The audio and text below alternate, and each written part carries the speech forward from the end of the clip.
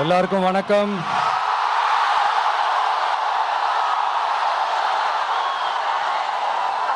எல்லாரும் எப்படி இருக்கீங்க? சாப்பிட்டீங்களா?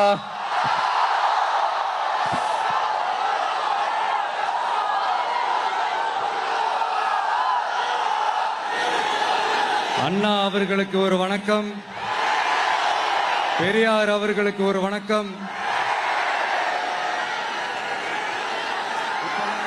இப்ப நான் எந்த மண்ணில் நின்றுட்டு இருக்கிறேன் தெரியுமா? நாகூர் ஆண்டவர் அன்போட நெல்லுக்கடை மாரியம்மன் அன்னை வேளாங்கண்ணி ஆசியோட கடல் தாய் மடியில் இருக்கிற என் மனசுக்கு ரொம்ப நெருக்கமான நாகப்பட்டினம் மண்ணில் இருந்து நின்று பேசிட்டு இருக்கிறேன். என் நெஞ்சில் குடியிருக்கும்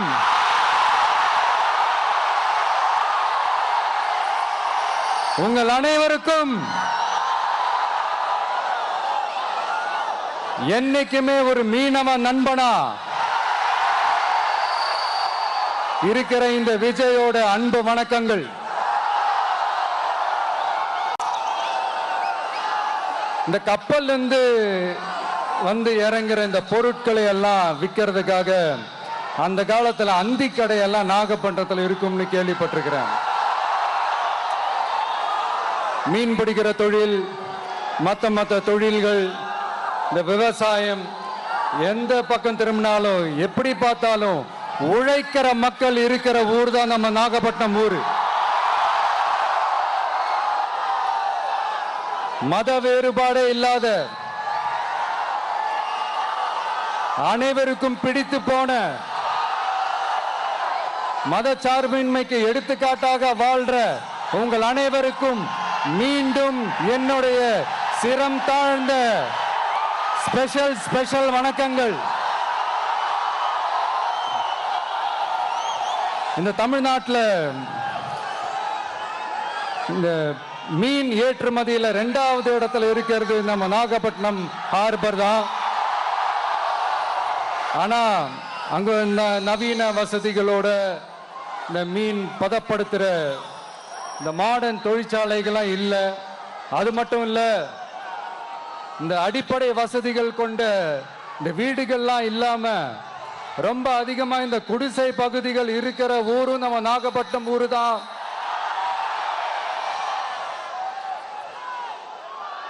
இந்த முன்னேற்றத்திற்கெல்லாம் எங்கள் ஆட்சி தான் சாட்சி.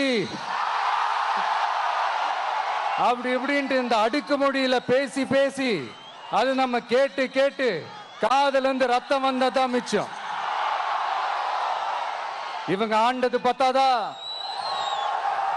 இப்படி தவிக்கிறாங்களே நம்ம மக்கள், அது பத்தாதா?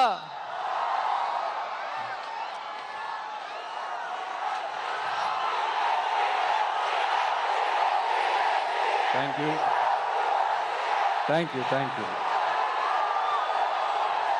இந்த இலங்கை கடற்படையால நம்ம மீனவர்கள் தாக்கப்படுறதையும்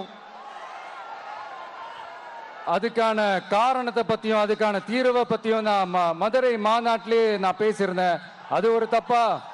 மீனவர்களுக்காக குரல் கொடுக்கறதும் அவங்களோட நிக்கிறதும் நம்மளுடைய கடமை, நம்மளுடைய உரிமை. நான் என்ன இன்னைக்கு நேத்தாங்க அவங்களுக்காக குரல் கொடுக்கிறேன். இதே நாகப்பட்டினத்துல 14 வருஷத்துக்கு முன்னாடி 2011 February 22 இதே நம்ம மீனவர்கள் தாக்கப்பட்டதை கண்டிச்சு ஒரு பொதுக்கூட்டம் ஒண்ணு நடத்தணும் இல்லையா? இந்த விஜய் களத்துக்கு வர்றது ஒண்ணு புதுசு இல்ல கண்ணா. எப்போ வந்தாச்சு. என்ன ஒண்ணு, முன்னாடிலாம் விஜய் மக்கள் இயக்கம் என்ற அந்த இயக்கமா வந்து நிற்போம். இப்ப தமிழக வெற்றி கழகம் என்ற அந்த ஒரு அரசியல் இயக்கமா வந்து நிக்கிறோம். அவ்வளவுதான் வித்தியாசம். அன்னைக்கும் சரி, இன்னைக்கும் சரி, இனிமேலும் சரி, மக்களுக்காக மக்களோட நிக்கிறது தான். இது புரிய வேண்டியவங்களுக்கு புரிஞ்சா சரி.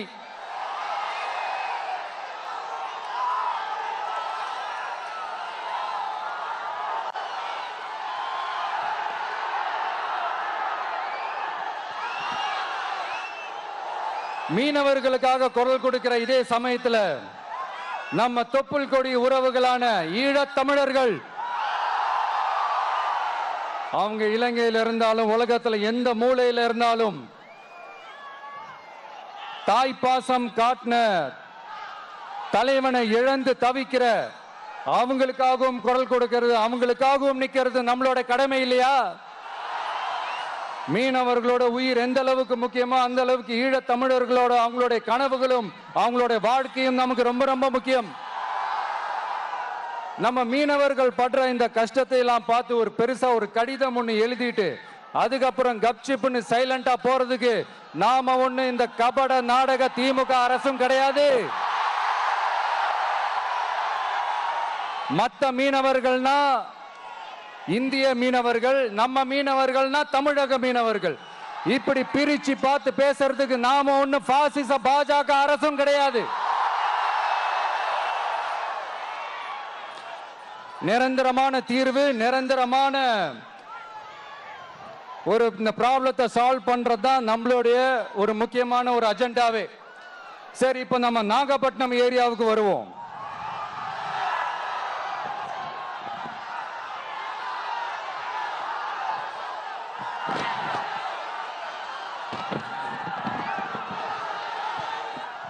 இங்க இருக்கிற மண் வளத்தை பாதிக்கிற இறால் பண்ணைகளை முறைப்படுத்தணும்.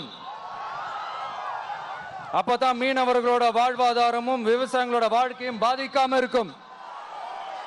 கடலோர கிராமங்கள்ல மீன் அரிப்புல இருந்து பாதுகாக்கிற அலையாத்தி காடுகளை அழிக்கிறத பத்தி தடுத்து நிறுத்தி அதுக்கு ஒரு வழி பண்ண வேண்டிய அரசாங்கத்துக்கு இதை விட ஒரு முக்கியமான ஒரு வேலை ஒண்ணு இருக்கு. அது என்ன தெரியுமா? சொந்த குடும்பத்தோட வளர்ச்சியும் சொந்த குடும்பத்தோட சுயநலமும் தான் அந்த முக்கியமான வேலை. இங்க இருக்கிற மக்களுக்கு குடிக்க தண்ணி இல்லாம தவிக்கிறாங்க. அதுக்கு தீர்வா காவிரி தண்ணியை கொண்டு வரலாம், மக்களோட தாகத்தை தீர்க்க. கொண்டு வந்தாங்களா? இவ்வளவு பாரம்பரிய கடல் சார்ந்த ஊர்ல ஒரு கவர்மெண்ட் மெரைன் காலேஜ் ஒன்னு கொண்டு வரலாம். கொண்டு வந்தாங்களா? மீன் சம்பந்தமான எந்த தொழிற்சாலையும் அமைக்கல. அமைச்சாங்களா? அட்லீஸ்ட் நிறைய பேருக்கு வேலை வாய்ப்பு கிடைக்கிற மாதிரி தொழில் வளர்த்தியாவது பெருக்கலாம். அதையாவது செஞ்சாங்களா?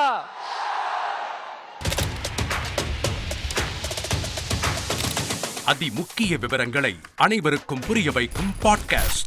உலக அதிகம் தவிர்க்க முடியாத முதல் மக்கள் வளைகுடா நாடுகள் பிரான்சிஸுக்கு பிரியா சம்பவங்களை தேடி களத்திற்கே உங்களை அழைத்து செல்லும் ஸ்பாட்லைட். அங்க இருக்கக்கூடிய கள விவரங்கள் என்ன? அமலாக்கத்துறை கடந்த 5 வருஷமாவே சார் எனக்கு ரொம்ப பிடிக்கும் அவர் வர்றதுக்காக. எங்களுடைய நியாயமான கோரிக்கை. Even at the cost of stopping. பார்வையாளர்களையும் செய்திக்குள் பங்கெடுக்க செய்யும் மக்கள் குரல். 50 ரூபாய் எங்களுக்கு தண்ணிக்கு ஒரு தீர்வே இல்லங்க 10 வருஷமா. எங்களுக்கு சரியான ஒரு விடிவு கிடைக்கவில்லை. 60,000 ஏக்கருக்கு தான் கேக்குறோம். பிச்சை கேக்குறாங்க. புத்தம் புதிதாக வித்தியாசமாக ஹெலிகாப்டர்களின் உதவி என்ன படிக்கலான்றதுல பேரண்ட்ஸும் என்கரேஜ் பண்ணணும், ஸ்டூடெண்ட்ஸும் தேர்வு செஞ்சு. எனக்கும் சீமானனுக்கும் பெரிய வித்தியாசம் இல்லைங்க. ஒரு பாயிண்டா சொல்லணும். உங்களுக்கான தலைவர்களை பொழுதுபோக்கு தளத்தில் தேடாதீர்கள், போராட்ட களத்தில் தேடுங்கள். அனைத்தும் உங்களுக்காக. எப்போதும் இணைந்திருங்கள் தந்தி டிவியுடன். இனி செல்லும் இடமெல்லாம் செய்தி. தந்தி டிவியின் வாட்ஸ்அப் சேனலை ஃபாலோ பண்ணினா செல்ல இருக்கும் இடமெல்லாம் செய்தி. இதோ QR கோட் இப்பவே ஸ்கேன் பண்ணுங்க, ஃபாலோ பண்ணுங்க.